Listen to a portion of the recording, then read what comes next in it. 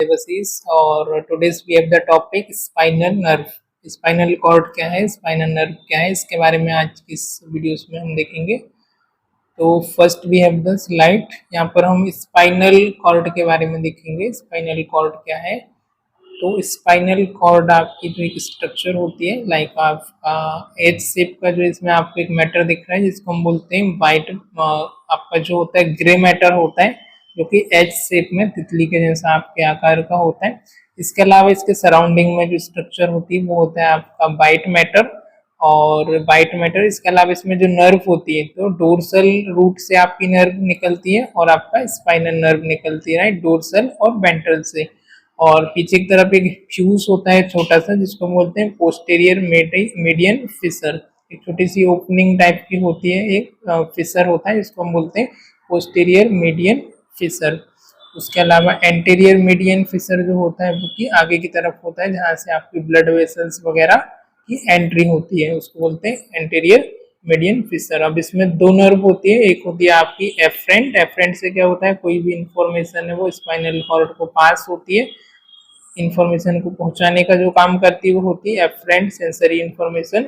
और इफरेंट होता है, इससे जो भी सिग्नल आता है वापस से आता है।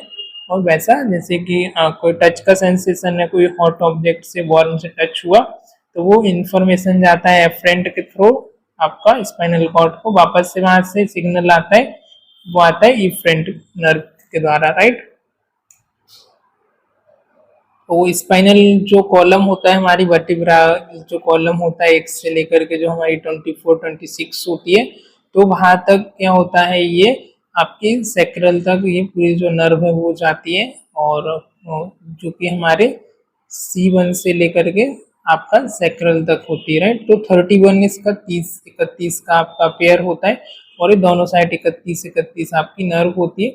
और इसको वर्टिब्रा कॉलम का जो रीजन है, जैसे सर्विकल है, थॉरेक्स है, लुम्बर है, सैक्रल है, तो उसके अकॉर्डिंग इसको अलग अलग रीजन में इनको डिवाइड किया है। बिटवीन जो डिस्क होती है उसके पीछे जो स्पेस होता है वहां से जाती है, तो वर्टिब्रल क्या करती है, इसको प्रोटेक्ट करती है। और बॉडी के जितने भी सिस्टम है, अलग अलग जो ऑर्गन्स होते हैं आपके, उसमें क्या करती है, जैसे सर्विकल है तो वो चेस्ट वाले रीजन में वहां का जो भी मोटर है और सेंसेशन है उसको देखती है, सॉरी नेक का, गर्दन का। थोरेसिक में जो होता है चेस्ट वाले रीजन पे जितना भी आपका लंग्स हो गया, आपके हार्ट हो गया, राइट, तो वहाँ का जो भी फंक्शन है आपके चेस्ट के मूवमेंट का और आपका सेंसेशन का, वो थोरेसिक का काम होता है। लुम्बर का जितना भी आपका किडनी हो गया, इसके अलावा जितने भी आपके रिप्रोडक्टिव ऑर्गन्स वगैरह हैं, ब्लैडर्स वगैरह हैं, वो वहाँ का जो रोल प्ले करती है वो लुम्बर रीजन। और उसके बाद आती है सैक्रल। सैक्रल के बाद आपका लोअर लेग में भी है, आगे की तरफ आपकी जो नर्व है वो जाती है, राइट। तो इस तरीके से पूरी बॉडी में डिस्ट्रीब्यूट होती है, जो कि सोमेटिक सिस्टम से आपका पैरासिम्पैथेटिक नर्वस सिस्टम में आपका इसका डिवीजन होता है। तो इसका पेयर कितने का होता है, 30 का इनके जोड़े होती है, लेफ्ट और राइट साइड होती है। और जो कि आपके जिनको हम स्पाइनल नर्व के नाम से भी जानते हैं, स्पाइन से आपकी ओरिजिनेट होती है, वहां से ये निकलती है स्पाइन से, और पूरा जो है आपका उधर ये जाना शुरू कर देती है, ठीक है। And all spinal nerve are mix. अभी जो जितनी भी आपकी स्पाइनल नर्व होती है वो क्या होती है, आपकी मिक्स होती है। मिक्स मतलब कि वो सेंसेशन का काम भी करती है और मूवमेंट का भी, जो भी हमको सेंसेशन हो रहा है हॉट का, कोल्ड का, वार्म का, पेन का, तो वो सेंसेशन भी जाता है और हाथों का जो मूवमेंट होता है मूवमेंट का काम भी करती है। Spinal nerve are named by the region where the, अब ये जिस रीजन से ओरिजिनेट होती है उसके हिसाब से, मतलब जहाँ से निकल रही है उसको उसको नाम दिया। सर्वाइकल यहाँ से निकल रही है वो सर्वाइकल हो गई, चेस्ट वाली यहाँ से आ रही है वो आपका और थोरेसिक हो गई। यदि आपके लुम्बर रीजन से आ रही है कमर के पास तो वो लुम्बर वाली होगी। इस तरीके से ये होती है। और C1 से लेके जो C8 तक होती है वो होती है सर्विकल, जो कि नेक का, जो गर्दन का जितना भी मूवमेंट होता है उसको देखती है। उसके अलावा थोरेकिक जो होती है, चेस्ट में आपका लंग्स हो गया, आपका हार्ट हो गया, और जितना भी चेस्ट का मूवमेंट होता है आपका कोऑर्डिनेशन बैलेंस को देखती है। लुम्बर जो होती है आपके स्पाइन में आपकी वर्टिब्रल हो गई, जितने भी आपके ऑर्गन्स हो गए एब्डोमिनल के, किडनी वगैरह है, वहाँ का आपका रोल प्ले करती है। इसके अलावा सैक्रल और लुम्बर में जो सैक्रम रीजन में होते हैं रिप्रोडक्टिव ऑर्गन्स वगैरह है, वहाँ का जो भी फंक्शनिंग है रोल प्ले करना सेंसेशन का, मूवमेंट का। एंड अब जो ईच स्पाइनल नर्व है वो ओरिजिनेट होती है आपके स्पाइनल कॉर्ड से, स्पाइनल नर्व रूट से, जिसको हम बोलते हैं वेंट्रल और डोर्सल रूट, राइट। तो वेंट्रल और डोर्सल दो रूट होते हैं आगे और पीछे की तरफ, वहां से क्या होती है आपकी नर्व निकलती है और बॉडी के अलग अलग आपके ऑर्गन और सिस्टम में जाती है। And surprisingly, perhaps surprisingly, spinal nerve are very short, जबकि स्पाइनल नर्व जो होती है वेरी शॉर्ट होती है, अबाउट 1 से 2 सेंटीमीटर की होती है।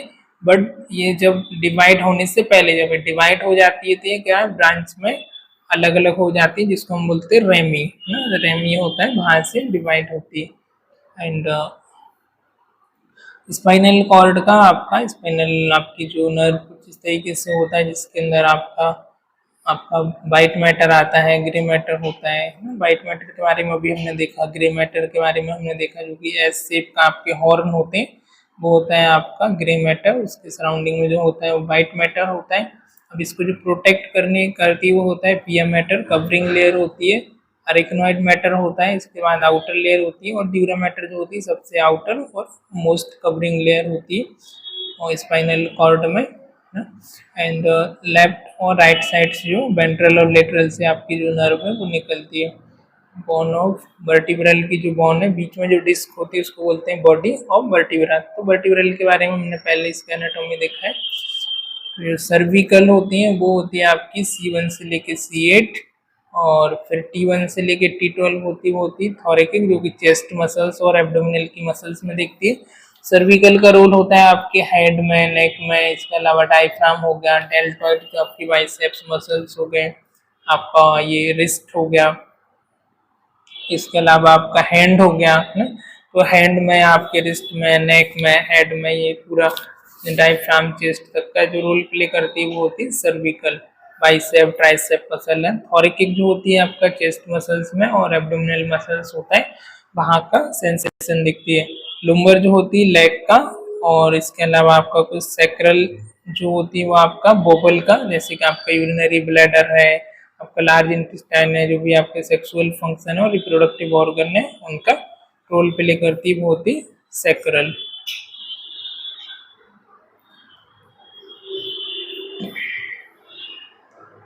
नेक्स्ट है फंक्शन ऑफ स्पाइनल कॉर्ड। तो इसका क्या क्या फंक्शन होता है स्पाइनल कॉर्ड का। तो फर्स्ट इसका form a connection link between the brain and PNS. तो ये क्या करती है, कनेक्शन लिंक प्रोवाइड करती है, किससे, आपका पेरिफेरल नर्वस सिस्टम से और सेंट्रल नर्वस सिस्टम के बीच में। Provide structural support and filled a body posture. एक स्ट्रक्चरल सपोर्ट देती है हमारी बॉडी को, और बॉडी का जो पोस्चर है उसको क्या करती है, बना के रखती है। Facilitate flexible movement. इसके अलावा जो फ्लेक्सिबल मूवमेंट होता है स्पाइन की वजह से, हमेशा झुकना, बेंड होना, किसी चीज को करके उठाना, सीधे खड़े होना, this is the flexible movement. इसके अलावा myelin present in white matter act as a electrical insulation. अब जो व्हाइट मैटर होता है वहां पर एक माइलिन की सीट प्रेजेंट होती है, जो क्या करती है आपको ऐसे इलेक्ट्रिकल इंसुलेशन, मतलब एनर्जी को क्या करती है, वो इंसुलेट करती है, उसको रिजर्व करके रखती है, एनर्जी प्रोवाइड करती है। इसके अलावा communicate message from the brain to different part of the body. अब ब्रेन से क्या करती है, अलग अलग बॉडी के जो पार्ट है वहां तक कोई भी मैसेज आता है, इंफॉर्मेशन आता है, तो उसको पहुंचाने का, उसको देने का इसका रोल होता है। जो भी आपके रिफ्लेक्सेस होते हैं उसको कोऑर्डिनेट करने के लिए, आपका रिफ्लेक्स हो गया, जो आप हाथों का मूवमेंट होता है, रिफ्लेक्सेस होता है, उनको मूवमेंट को और रिफ्लेक्सेस को कोऑर्डिनेट करती है। Receive sensory information from receptor and approach toward the brain for processing. अब जो भी रिसेप्टर होते हैं, जैसे पेन का रिसेप्टर हो गया, फिर आपका स्मेल का हो गया, टच का हो गया, आपका वार्म का हो गया, जितने भी रिसेप्टर होते हैं उनसे इंफॉर्मेशन को क्या करती है, लेती है, और वो इंफॉर्मेशन को आगे की तरफ क्या करती है, फॉरवर्ड कर देती है आपके ब्रेन को प्रोसेस करने के लिए टुवर्ड ब्रेन।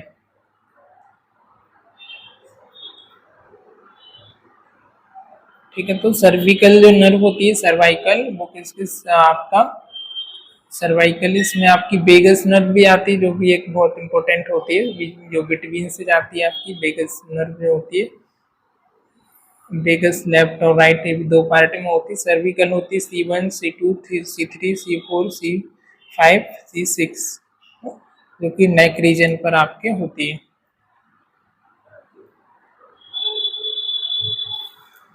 उसका आता है आपका brachial plexus. Brachial plexus divided into root, trunk, division, cord and branches.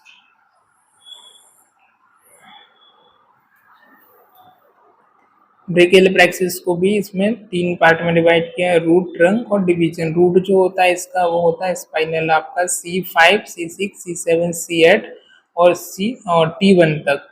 Trunk में जो होता है वो होता है superior, middle and anterior trunk. Trunk मतलब कि एब्डोमेन में, तो सुपीरियर एब्डोमेन में, मिडिल में और इंफीरियर में रोल प्ले करता है। डिवीजन होता है इसका each of superior, middle, inferior trunk have anterior division and posterior division. 6 इसके टोटल डिवीजन होते हैं। अब जो कॉर्ड होती है वो भी लेटरल होती है, पोस्टीरियर और मीडियन कॉर्ड होती है। Lateral cord, anterior, sorry posterior और मीडियन। इसकी ब्रांच जो होती है musculocutaneous nerve, axillary nerve, radial nerve और अल्नार नर्व। ठीक है, मस्कुलो क्यूटेनियस जो हमारे आपके हाथ में आती है, एक्सिला के इधर जो नर्व आती है रेडियल्स में आती है, मीडियन आपकी अल्नार रेडियस की तरफ जो नर्व आती है वो इसी का आपका डिवीजन होता है आपकी ब्रेकियल प्लेक्सिस का। ठीक है, तो ये आगे जैसे ब्लड वेसल्स ऐसे अलग अलग आपका डिवाइड हो जाती है। ठीक है, इस तरीके से इसका ब्रांचेस होती है जो आपको स्लाइड में दिखाया है येलो कलर का। तो इसमें आपकी ब्रांचेस होती है कॉर्ड की, आपका लेटरल हो गया, मीडियल हो गया, सुपीरियर। तो ये अलग अलग आपका डिवीजन हो जाता है बाद में एक्सिलरी। तो ये हाथ से ब्रेकियल प्लेक्सिस से यहाँ से शोल्डर के यहाँ से निकलती है और पूरे हैंड के रेडियल तक यहाँ तक आती है। इसको पूरा बोलते हैं ब्रेकियल प्लेक्सिस। और यहाँ से फिर भी स्पाइनल कॉर्ड है उसके अंदर चली जाती है। ठीक है, नेक के पास से इधर से निकलती है, तो पूरे हाथों का जितना भी मूवमेंट होता है उसका रोल प्ले करती है।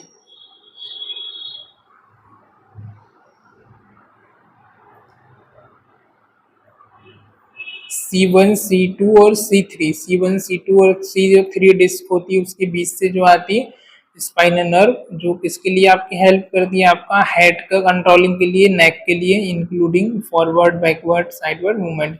जो आपका हेड का और नेक का मूवमेंट होता है, इधर इधर ऐसा जो इतना भी मूवमेंट हो रहा है उसके लिए रिस्पॉन्सिबल होती है। C4 जो होती है आपकी control the upper shoulder movement as well as helping to power the diaphragm. C4 जो होती है आपका अपर शोल्डर का जो मूवमेंट है उसको कंट्रोल करती है, साथ ही साथ आपका हेल्प करती है जो डायफ्राम आपकी मसल्स होती है जो कि ऑक्सीजन को इनहेल करने में, एक्सहेल करने में उसका रोल प्ले करती है। ठीक है, C5 जो होती है help to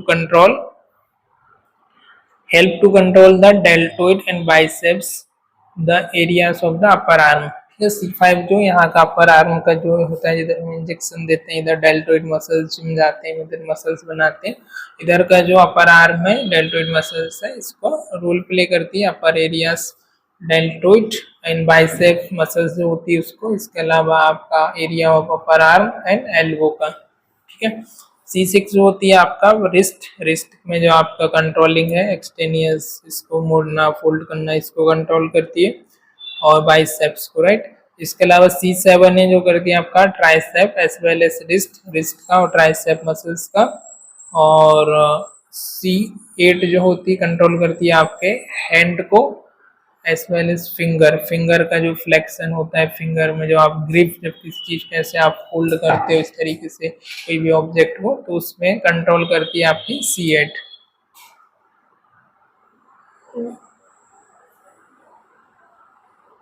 C1 to C5 जो होती है सर्विकल प्लेक्सिस एंड इस तरीके से पूरी नर्व आपकी जाती है। इसमें आपका थोरेसिक नर्व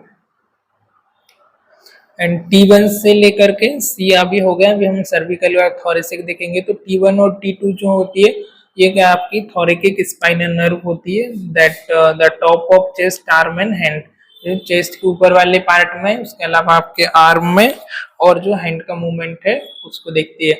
उसका T3, T4 और T5 जो होती है वो आपकी nerve supply into the chest wall as well as aid in the breathing. ठीक है, तो जो चेस्ट आपकी बॉल होती है उसमें क्या करती है, चेस्ट की जो बॉल है, लेयर होती है आउटर, वहां पर आपका सप्लाई करती है नर्व का और हेल्प करती है आपको ब्रीथिंग के लिए भी साथ ही साथ। C6, C7 और C8 जो होती है वो आपका supply into the chest and down into the abdomen, chest को सप्लाई करती है और एब्डोमिनल में आपका डाउन करने के लिए हेल्पफुल होती है। 9, 10, 11 और जो 12 होती है वो आपका नर्व सप्लाई करती है एब्डोमेन को, आपके लोअर एब्डोमेन को और बैक को पीछे की तरफ, और लोअर एब्डोमेन में आपका सेंसेशन को और इंफॉर्मेशन को सप्लाई करती है। इसके बाद आती है लंबर प्लेक्सिस। लंबर में आपका L1 से लेके L5 जो होती है, तो L1 जो होती है वो किसके लिए होती है? L1 spinal nerve provide sensation to the groin as well as the genital. L1 आपका जो ग्रोइन रीजन होता है, दोनों तरफ आपका जिधर जो रीजन होता है और आपका जो जेनिटल रीजन होता है उधर सेंसेशन प्रोवाइड करती है। L3, L4, L2, L3 और L4 जो होती है वो आपको sensation the front of thigh, thigh में जो फ्रंट तरफ है उधर का आपका sensation. Inner side of the lower legs, वहाँ का इनर साइड जो लोअर आपका पैर है नीचे घुटने से नीचे वाला, उसके इन साइड में जो सेंसेशन होता है उसको देखती है। And they also control the movement of hip and knee joint का और हिप ज्वाइंट का जो मूवमेंट होता है उसको भी कंट्रोल करती है। L3, L2 और L4। L5 जो नर्व होती है provide sensation to the outer side of lower leg. अब L5 जो होती है आउटसाइड है ना, आउटर साइड जो लेटरल साइड होता है आपका लोअर लेग में उधर, और अपर फुट में and this also help control the hip. इसके साथ साथ ही आपके हिप को कंट्रोल करने के लिए, नी को कंट्रोल करने के लिए, फीट जो आपका पैर है उसके मूवमेंट को, और आपका जो टो है अंगूठा है उसके मूवमेंट को कंट्रोल करने के लिए भी हेल्पफुल होती है। The lumbar nerve L1 to L4, L1 से L4 जो होती है can combine to form the lumbar plexus. ये एक साथ मिलकर क्या करती है? प्लेक्सिस एक नेटवर्क बनाती है, इसको बोलते हैं लंबर प्लेक्सिस, जो कि आपका डिवाइड होता है नर्व्स में, जो कि आपका सेंसरी मैसेज को और मोटर मैसेज जो होता है उसको कंट्रोल करता है आपके एब्डोमिनल एंड लेग की मसल्स में। ठीक है, फिर सैक्रल आपका S1 से S4 जो होती है S5 तक। तो S1 जो होती है spinal nerve affect the hip and grown area. Hip और जो आपका ग्रोन एरिया होता है जेनिटल के दोनों जो जांग के पास आपका थाई के पास होता है उस एरिया में दिखती है। S2 जो नर्व होती है affect the back of thigh, back of पीछे की तरफ जो आपका थाई का रीजन होता है उधर अफेक्ट करती है।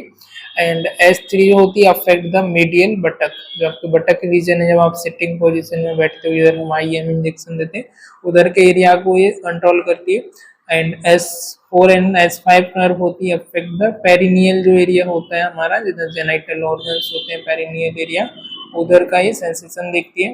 And the spinal nerve from the lumbar 4 to sacral 5 can from the sacral plexus through the merging of this nerve। L4 से लेकर के जो S4 तक की होती है जो मर्ज करके एक साथ आपस में जुड़ करके आपका sacral plexus बनाती है। This plexus can divided into nerve that carry sensory। अब ये सब डिवाइड करके सेंसरी और मोटर जो फंक्शन होता है उसका रोल प्ले करता है। एंड कॉकेक्सियल एक साइड नर्व होती है यहाँ पर, जो कि आपका स्पाइनल नर्व इनरवेट करती है आपका स्किन अराउंड द कोकेक्स के जो रीजन होता है वहां पर, इंक्लूडिंग द टेलबोन। ठीक है,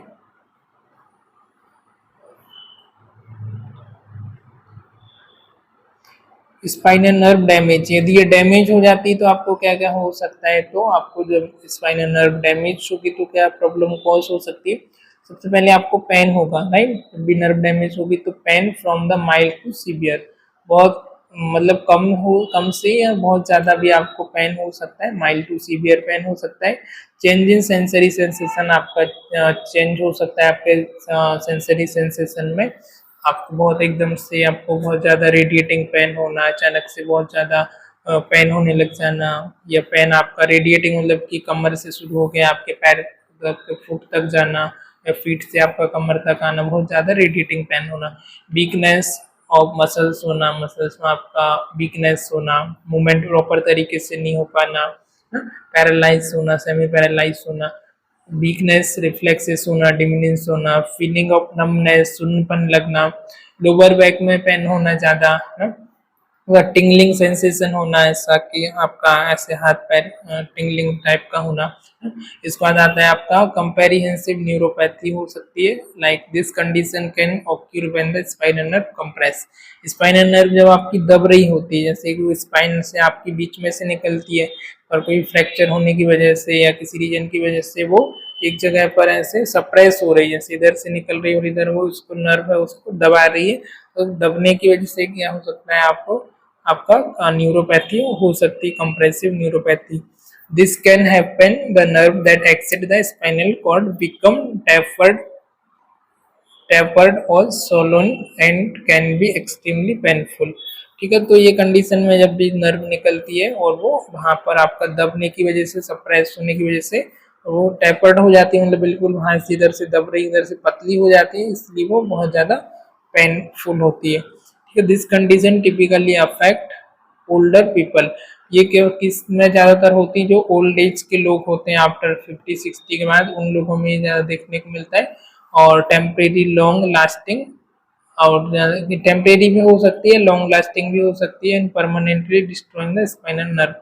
जब ऐसे जो लोग रहते हैं वो एक ज्यादा सिटिंग पोजीशन में ज्यादा बैठे रहते हैं, ज्यादा मूवमेंट नहीं होता है बॉडी का, है चेयर वगैरह पे, स्पेशली जो मैसी वाली चेयर आती है ना, वो उस पे बैठे रहना, तो फॉर्म वाली चेयर पे लंबे समय तक, हर्निएटेड डिस्क की वजह से हो सकता है। हर्निएटेड डिस्क में जैसे कि जो वर्टिब्रल कॉलम की डिस्क होती है तो उसका स्लिप हो जाना ना, वर्टिब्रल कॉलम में एक एक डिस्क होती है ना, हमने देखा है कि वहां पर हमारी 26 आपकी वर्टिब्रल कॉलम होती है, तो उसमें स्लिप हो जाना, स्लिप होने की वजह से एक के ऊपर एक ऐसी है, तो स्लिप होने की वजह से वो नर्व को कंप्रेस करती है, जिसको बोलते हैं herniated disc, slip disc. And disrupt can be cause vertebral to slip होने की वजह से, अपने डिस्प्लेस होने की वजह से, अपने आउट जगह पे जाने की वजह से। herniated disc can also cause nerve compression and usually cause neck pain. The first symptom come accompanied by the sensation and tingling। ठीक है, तो आपका स्पाइनल में भी हो सकता है, वो आपका सर्विकल में हो सकता है, और आपका लंबर रीजन में भी ज्यादातर हो जाता है। तो जब आपको होता है तो आपको टिंगलिंग होगा, ऐसा आपको लगेगा कि भाई ऐसा झिनझिनी हो रही है, वाइब्रेशन हो रहा है, या बहुत ज्यादा आपको पेन हो रहा है ना, तड़कता हुआ पेन, रेडिएटिंग पेन, या आपको लगेगा कि वहां पर शून्यपन हो रहा है ना, आपको सेंसेशन महसूस नहीं हो रहा, बहुत ज्यादा वीकनेस हो रही, हाथ पैर आपका काम नहीं कर रहा है, तो इस तरीके से आपको हो सकता है, जिस रीजन में भी आपको होती है, तो जिसको बोलते हैं हम डिस्क हर्निएटेड, डिस्क का क्या होना, स्लिप हो जाना।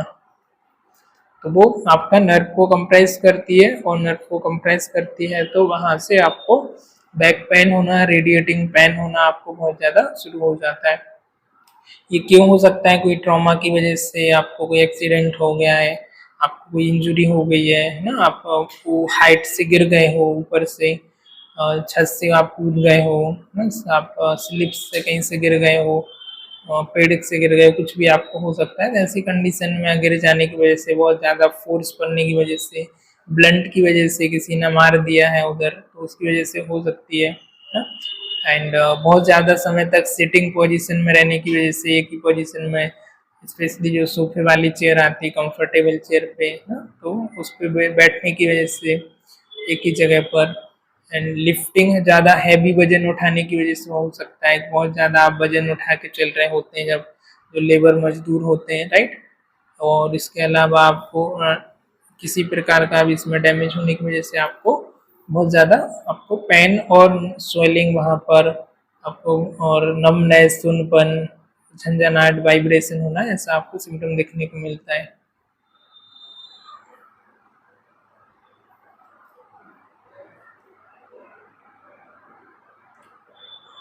ठीक है, तो इसमें इतनी है। आई होप आज का ये वीडियोस आपको समझ आया होगा, आपको पसंद आया होगा।